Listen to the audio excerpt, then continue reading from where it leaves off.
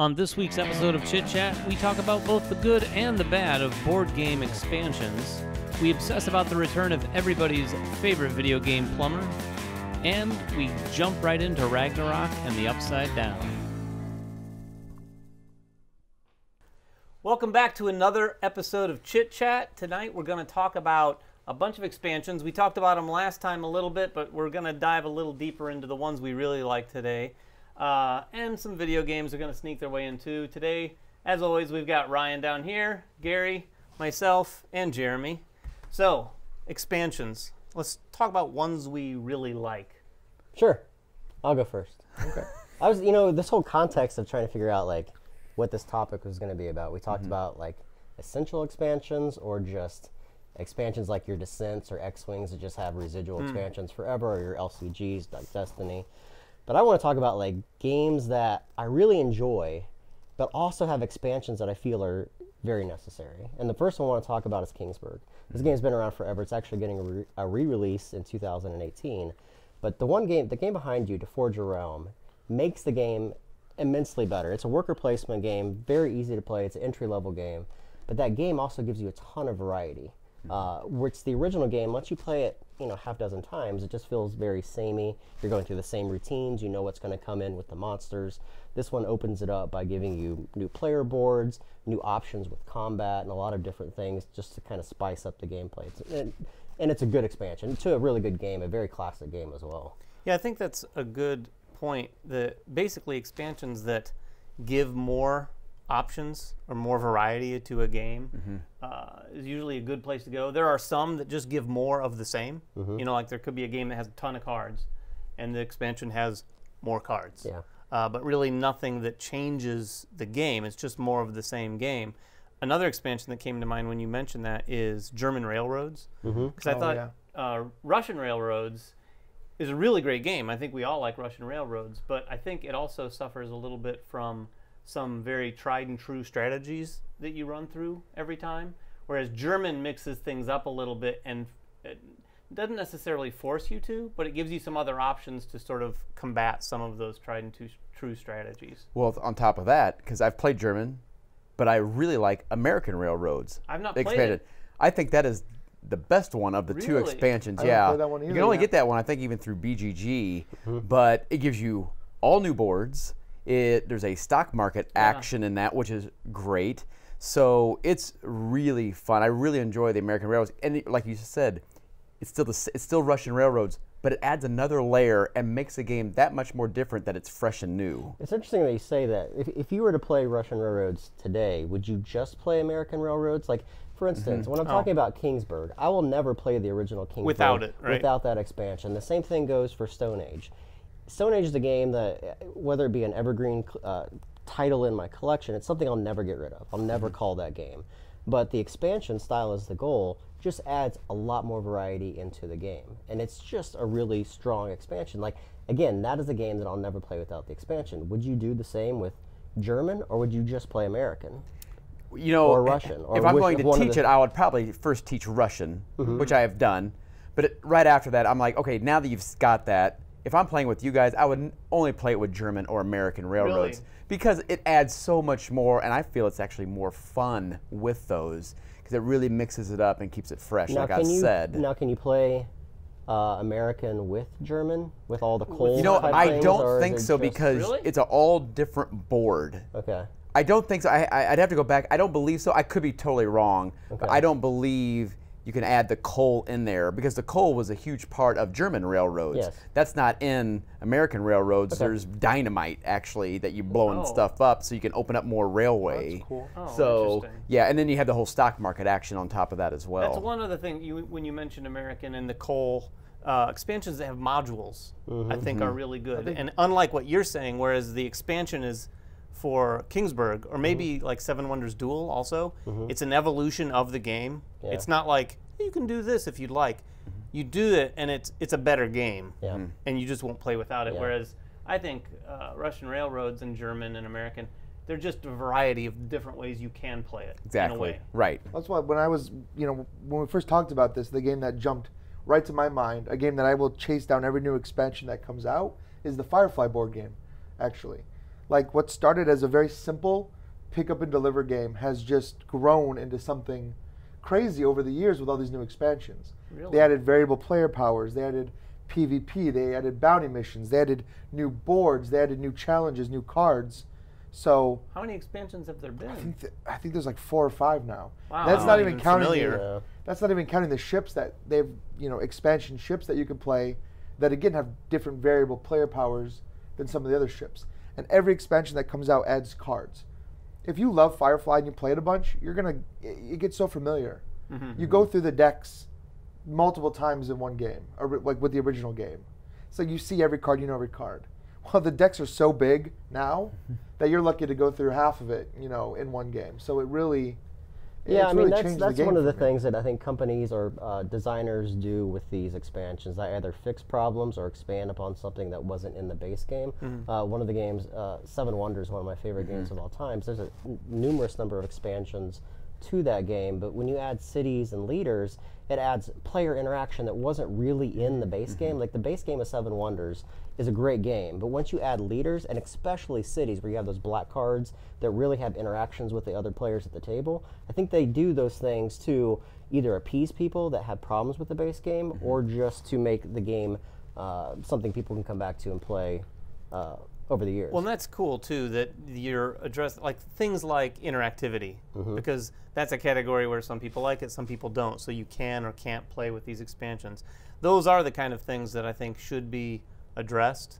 Also, not even something like that, but sometimes there's games that have balance issues that we've seen where they've put on an expansion, they planned an expansion. It wasn't meant to just deal with that issue, but they were able to solve that along the way too, which is great. I actually like that. And I know some people look at that and think, oh, they should have gotten it right the first time. I'm just glad they continue to follow up and make it better when they can. Well, a lot of that also is good designers listening to their fans. Yeah.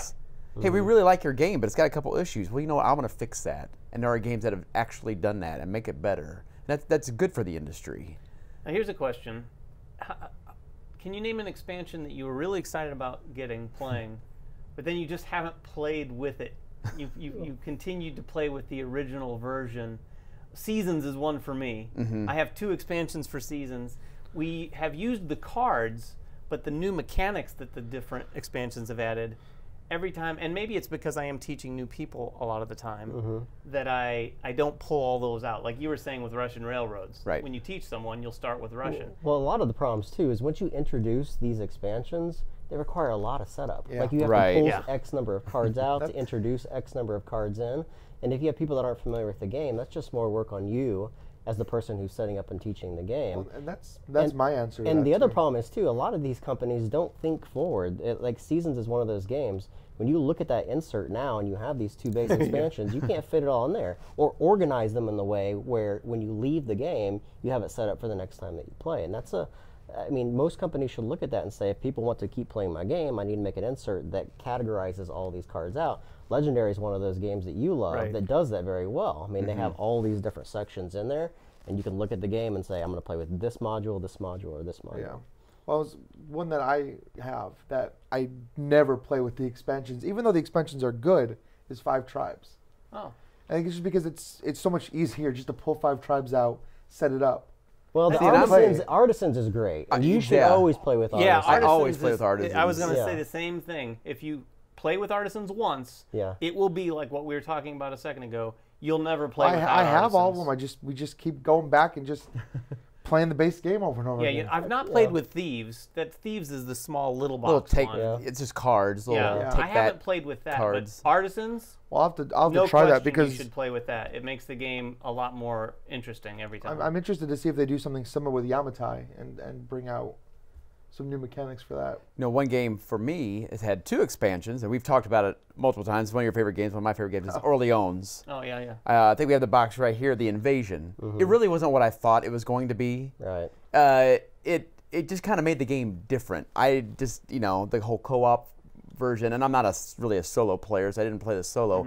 But then they bring out Trade and Intrigue, which I will never play Orleans again, unless I'm teaching it, without Trade or Intrigue, because that is taking an amazing game and making it even better. Especially just for like the event cards. Where in the base game, you're gonna see the same event 3 times.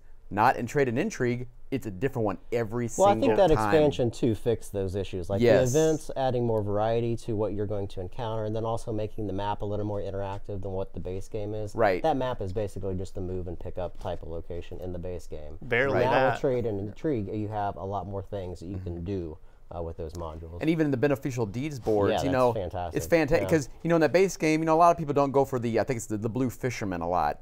You go for them in the Trade and Intrigue. They change. They make your strategy that what you think is going to be a winner. Like that's not going to be a winner anymore. I really like that about that. Yeah, I haven't played with Trade and Intrigue, and I have Invasion, but I haven't played the co-op of Invasion either. In fact, I haven't played Orleans in a long time. You bust that out. Yeah, you got to get it back to the table. So, any other expansions or expansion stories from anyone?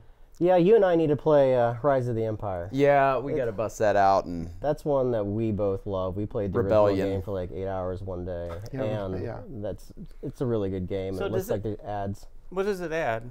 It adds new ships. You can now play in the Rogue One universe, so you can have 2 sets of decks. Plus, it handles combat completely differently. It's more thematic combat than the original game. So, which combat was okay in the base. It was fine. It was fine. Yeah, but it sounds like this totally changes it. So, and you may not know this, but when they put an expansion out like that, and the combat's handled differently, is it built so that you can use those combat rules with the original, or they replace them? They do that in a lot of games where.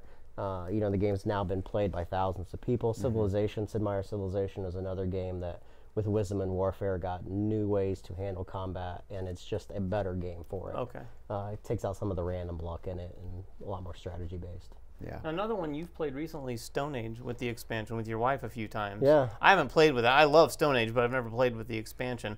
What does that do, like mechanically, for the game? Sure. So it adds a secondary player board that fits on top of the main player board. It gives you a new resource, which is basically bone, or they call it jewelry in this game. Okay. So it's a new way to trade, and it's a new placement. Those original 3 spots where you could populate, you could build your tools. The 3 big ones? Yeah, and then, so it adds a 4th spot that's, again, limited to the number of players, but allows you to get that jewelry and then trade that jewelry into new things. Plus, along that bottom row where you're buying those cards, it adds another row there as well. So just more variety, but that card you have to buy with the jewelry. And a 5th player. And a 5th player, yeah. Yeah, who cares about the 5th player in any expansion? That's so funny you mentioned that, because I read the rules today of Whims of the Sultan, which is the 2nd expansion to 5 Tribes, which adds a 5th player. It adds a couple new genies and adds some new tiles that are cities that can give you ongoing benefits that can be used without 5 players. But it's not a huge expansion. I can't. It's largely 5 players. Yeah, it's largely a 5th player expansion with a couple things here and there, but I don't think it's as good as what the Artisans is. Which may mean 2-hour 5 tribes. Well, it does make some sense that it's 5 tribes and it has 5 players. Well, that is true. But Artisans was great. Like again, Ryan, you really need to try that. I can't imagine playing that game. Sorry, I didn't mean to interrupt, but I can't imagine playing that game with 5 players. Well, no. Yeah, me neither. Before we move on, I have to mention this because I'm trying to keep my streak up of mentioning this game in every single Chit Chat. Yeah, you're keeping score. Firefly, you've already said Firefly. But it would be Seven Wonders Duel. Okay. Right? Like, that is a game I will never play that game ever again without the expansion. Ever. And you guys told me when I first started playing Seven Wonders, you basically were like, leave the house, go get the expansion right now, come back and play. And I did. I think David feels a little bit differently. He likes the base game a lot. Too, I like the original game I too. totally agree, though, that you wouldn't want to play it without the expansion. There's no reason to ever play the base game. Yeah. It feels watered down now when you don't have I the don't expansion. even know that I'd teach that game without the expansion, honestly, because it's not too much of a game it really isn't. Explain. No. So, what have you guys been playing, Ryan? Like board game wise? Board game, video games, whatever. I mean, it's Halloween, so we just busted out a bunch of old Halloween games. Mysterium, Fate of the Elder Gods. We got Mansions of Madness. Just classics. What I would call it, classic mystery games. All of those over the weekend? Yeah, we had a kind of Halloween get together with some. Which have you played any of the new mansions? I know, like the 2nd edition mansions, but any of the newer released ones that have been just added to the app? Yeah, I recently? have. Have you played any of the newer ones, like the 4-hour? No, campaign? I did. The newest one we played was actually super interesting. It kind of actually changed Mansions of Madness into like a murder mystery. Really? Yeah, it was really weird. It wasn't like so much fighting monsters. It was more like going from room to room and actually like interrogating people, looking for clues, trying to catch them in lies and Some stuff. Scooby-Doo stuff going on. Yeah, it was super weird. Interesting. I find that maybe even That's more such a good interesting. game. That's a game we need to play. Yeah, I love that game. Again, it's been a while since we've touched that one. What about you? I was with some family last week, so I took out some games and I taught them Ex Libris from Renegade. Oh, yeah. They really enjoyed that. It's always interesting playing, teaching those type of games to non-gamers and just watching and people like, there's a lot in this that is one. There can be. It can seem a little overwhelming, but as soon as we were doing the first game, they're like, let's play it again. Now that we know what's going on, but it looks it's such a fun game. So they really enjoyed that. Then I taught them bees. Did you really? Is that Indie Boards and Cards? Yeah. Yeah. So because I got my Kickstarter copy, I had never played it. That's a fun game. It is. I didn't know you That could is a back thing, that. Yeah, I backed that. Yeah, Yeah, that's a fun little Dexterity game. type game. Or Yeah, and so and then I taught them or I showed them Viral. So Yeah. Oh, yeah. did you play? You taught Viral? broke it out, kind of showed them. We didn't really have a lot of time, but one of my family members is probably gonna end up buying it. So Very cool. so pretty cool. What about you? You know what? I've been playing a lot of video games. One board game that I played was Dragon's Horde. This is a new It's a re-release. Re-release. From It's a Renegade. card game from Renegade. Really beautiful artwork. Massive cards. Would you say it's a filler? I mean, it's not like a It's full-on. like a 30-minute game. Yeah, it takes 30 minutes or less. Fun little game. It's a fun little game where you're basically, there's sheep on one side of the card. You're getting cards in your hand that are basically powered by the sheep. So you're trying to collect treasures, and you can put out dragons' lairs to sort of enhance the points of the treasures and things like that. Like I said, it's a fun little sort of filler-esque game. But that's the only one that I broke out in the last week anyway. We all played Pixie Queen, which hopefully we'll get a Yeah, review that's of right. before I'm going on vacation for a week. So What a hopefully weird we can game. get that. It's a great. I love the game.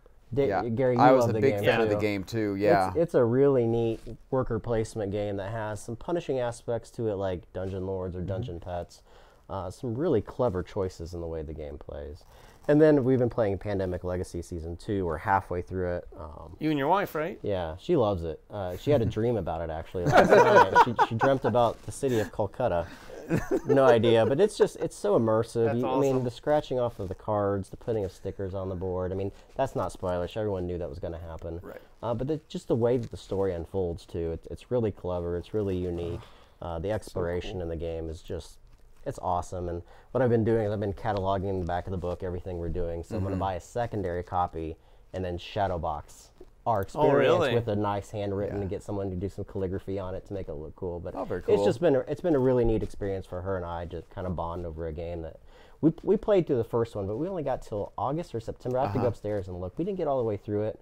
We loved it, but this one, it's just captured both of our imaginations. Cool. Because it's just so different. The way that the board's not all out there. You're Right. discovering it. You're finding things, and then you're making those decisions on how you want to handle those new areas that you discover. It's really neat. I might have to try.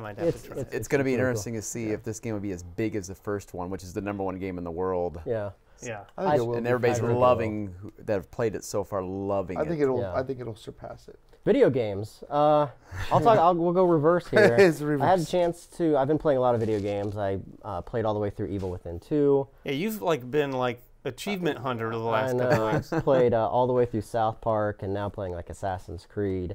There's so many good games right now. Well, Call of it's Duty the comes out time of year for sure. Yeah. It's Yeah. like video game heaven between now and end of November. at Yeah. least. And it's a really good year. I mean, there's a lot of really There's a good lot of games, a lot of good jam-packed. reviews. All coming at once. Yeah, and that's just to tell you guys too. We love board games, but we're gamers. We grew up gaming and everything: D&D, video games, ColecoVisions, Ataris. You know. We're gonna do a whole episode on ColecoVision next week. Commodore 64. Yeah. I've been playing a lot of video games too, or a few anyway. The one that I've been playing the most by far was just this last weekend, and that was Super Mario Odyssey, which Gary's got a nice shirt. It's really, really good. I mean, you've been playing it too. I've been playing Have you it too. playing I haven't had time yet. You haven't played it at all? I've been a little busy with my title. Oh, okay. He's been playing Halloween games. Have you played Super Mario Odyssey? Yeah. Yeah, this thing, it's everything that I was hoping for since the last real true 3D Mario, which that was a long time ago. Super Mario Galaxy 2 was Yeah. the last real 3D Mario. They've had like new Super Mario Brothers and some things like that in the meantime, but I can't even remember what year that was, but it was a while ago. 4 years, 5 years ago? Oh, Or no. more? Was it longer than that? Galaxy 2 is probably maybe close to a decade at this Yeah, point. it's been a while. It was on the original Wii, wasn't it? Yeah, it was the so. original Wii title. So it's been a blast. I will say it's pretty easy, I would say. I wouldn't post that as a criticism necessarily, but it is definitely a family-friendly, kid-friendly sort of game. A lot of puzzly aspects to defeating the bosses, but man, it's beautiful. Yeah, well, I have it too. I started playing it this weekend, and I mean, I have an 8-year-old and a 5-year-old, and they've been playing it. And I stepped away to go do some stuff, and I came back. They were halfway through one of the worlds. I'm like, I didn't even see what's going on. They're finding moons. My 5-year-old's like, oh, yeah, you can do this and this. And, you know, so, yes, it is easy, but it's still fun. It's Mario. I like the exploring aspect of it. Yeah. I like the map aspect of it. And I really, especially just from, you know, playing Nintendo for decades, but is the 8-bit parts that are embedded into the game. It is so clever and so slick. I love that aspect of it. Yeah, the first time I found you're picking up power moons in this one, and the first time I picked up a power moon in one of the 8-bit sections, I was like, oh, that's cool. Even the sounds. And they put these moons everywhere. Like Gary was saying, the exploration in this game is more intense or more intensified than in past games, and they've kind of littered those moons all over the place. Awesome. Yeah. Like there's the standard ones you'd find from defeating a boss or whatnot, but then there's some that are just Off the beaten path. yeah, just off the beaten path. So it encourages exploration unlike any other I'm Mario excited game. to Almost like start it. Zelda in a way. Yeah, almost like find those Korok seeds in the I would Zelda. say if you've been even more playing than Zelda. Oh, Yeah. in some places, absolutely. yeah. You really scour those worlds. And the reason is because you're using your hat to take on different characters that basically possess them, which give you unique abilities. Which Yeah, you what do you have think of in that Zelda. I mean, mechanism, by the Oh, way? I think it's brilliant. yeah, it is brilliant. Have you gotten to the really caterpillar smart. world or the world with No. the caterpillars? My son just keeps The wanting to ability control is so T-Rex. cool. You take over a caterpillar and you hold a button and it stretches out across a gap and then snaps in. So you can reach out and get to places that you would not ever be able to I guess I get need to start otherwise. playing the game It's so tonight. good. Yeah. It's cool. Yeah. I've been too busy playing Assassin's Creed Origins, which Oh, you are just too? came out, and oh my gosh. It's ridiculous. It is good. Really? Yeah. That game is what it is what I think the next generation should have been this whole time. You know, it's unique when you not unique. It's weird when you say that because like, so I'm playing Shadows of War, which is Middle Yeah, me Earth, too. which is an open world game. Mario is very much kind of an open world game in its own regions, and then Assassin's Creed. But what Assassin's Creed does that's different than Shadow of War is it doesn't feel repetitive. It doesn't feel like you're doing the same thing There's a over ton and to over and do. over again. And even like in Mario, which I feel is different than Zelda. They're both great games, but Zelda it felt like you're kind of doing the same type of thing. You're going to all these shrines and then doing like jumping puzzles. Like in Mario, it feels like Kind of rinse it's and repeat. always but Mario feels like you're always doing something a little bit different. You're wearing a hat on this guy to be able to do this puzzle, but in the same section you're using something else to do something, and it just feels very natural in the way they handled everything. Yeah, the mechanics, again, back to that hat mechanic. I just played in a water world where you have to use that hat mechanic with one of the creatures to actually fight the boss fight. You're not fighting it as Mario. So it really makes you it's almost like old Zeldas where you learn a new ability and you use it right then to fight the boss, where that wasn't so much the case in this new Zelda. Right. But yeah, it's great. So my point wasn't that there's any hats in Assassin's Creed. my point is that there's a Just real shivs. cool sense of exploration that's in that game that's not in Shadows of War.